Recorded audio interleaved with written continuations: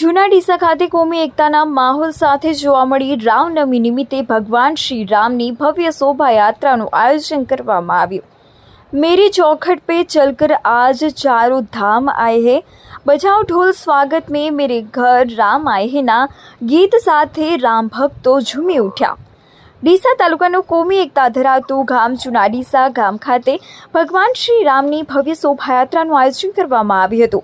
શોભાયાત્રા હનુમાન કુટિયાથી લઈ રામજી મંદિર સુધી જય શ્રી રામના નારા સાથે દેશી ઢોલ તથા ડીજેના તાલે મહિલાઓ ગરબા ઘૂમી રામનવમી પર્વની ઉજવણી કરવામાં આવી હતી, જેમાં ડીસા તાલુકા પોલીસ ઇન્સ્પેક્ટર એવી દેસાઈ તથા police sub inspector D K. Chaudhary, beat જમાદાર ભરતભાઈ સાથે પોલીસ સ્ટાફ તેમજ હિન્દુ સનાતન સમાજના પ્રમુખ શ્રી દિલીપભાઈ બ્રહ્મભટ્ટ, ઉપપ્રમુખ શ્રી જગદીશભાઈ પઢિયાર, 28 ગામ મોદી સમાજ પ્રમુખ અરવિંદભાઈ મોદી, તમામ મંદિરના ટ્રસ્ટીઓ અને તમામ હિન્દુ સમાજના આગેવાનો તથા જૂના ડીસાના ભજન સત્સંગની મહિલાઓ આ ભગવાન શ્રી રામની શોભાયાત્રામાં જોડાયા હતા।